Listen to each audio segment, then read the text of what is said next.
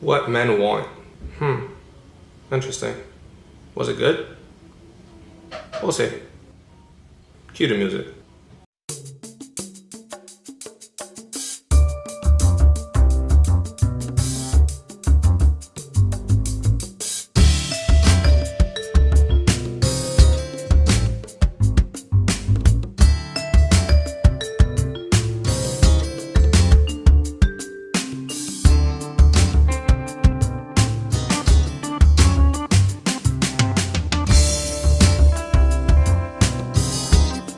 This movie, What Men Want, I'll be honest with you, it wasn't a bad movie. It wasn't at all. I liked it. There were certain parts about the movie that I liked, that I didn't like, but we're about to get into all of that. First and foremost, Taraji P. Henson's character was good. I think that Taraji is an amazing actress and she's able to capture whatever character that she has to play. So for this one, she's playing a woman who is the only woman amongst all of her male peers in a male-dominated type of job. She feels as though she has to be very aggressive and she has to be very dominating and she cannot let them see a soft side for her.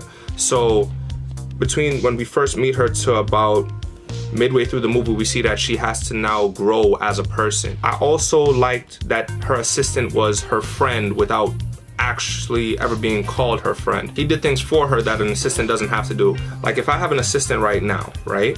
My assistant doesn't necessarily have to show up if I'm in the hospital. They don't have to do that. That's something that a friend would do for you. There's actually a scene where she ends up in the hospital and all her friends are there as well as her assistant. And he was funny. He was a funny, interesting guy. I liked him. Good job to you, G. Main love interest of the story. I loved how they portrayed this character. He wasn't the typical male lead in a movie that like this one. You would expect the person to be really typical and generic, and it would be that the person is mean. They're not compassionate, they have no love, they're not attentive, they're not compassionate. But he was all of those things, and it was good to see guys like myself on a big screen like this, because it's like, okay, there are actually guys like us, we do exist. It's not just whatever negative stereotypes you get to see casted. His son also was good. The way I would categorize is that it shows that young black men can be positive. They can be shown in a positive light.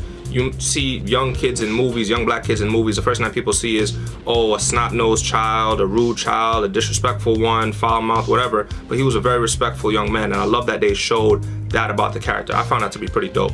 Because I grew up with a black mom, and there wasn't certain things you could get away with saying in my house. Like, damn was not allowed. You had to say dang, and you had to make sure she wasn't nearby, otherwise you might get your face tagged up.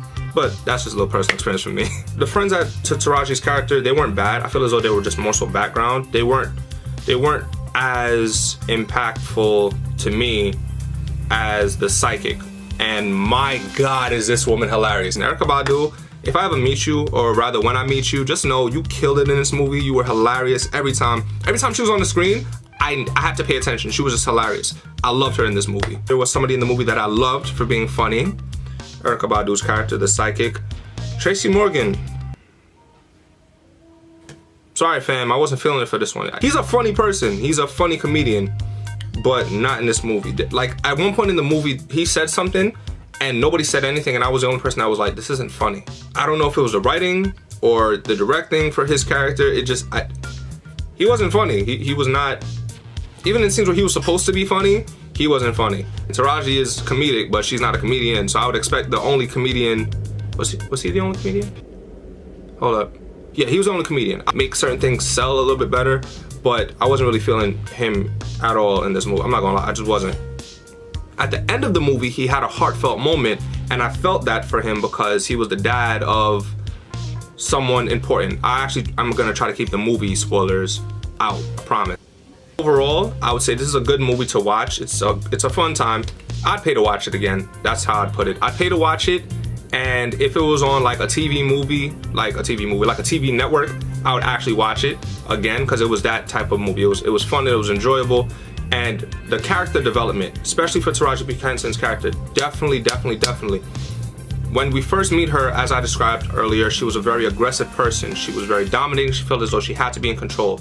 As the movie plays on, we see her realize more and more that being so dominating and being so possessive can actually hurt you and hinder you from other things. That's when she realized that, you know, she can be a part of a team as opposed to always being a solo driving force. Overall, I'd say this was a good movie. Recommend to watch it. Check it out when you have the chance. It should still be in theaters. I saw it on the 10th of February, which was a Sunday. So, I recommend to check it out. I'm actually about to start dropping a little bit more of these. So, thank you for your support. I love and appreciate you guys.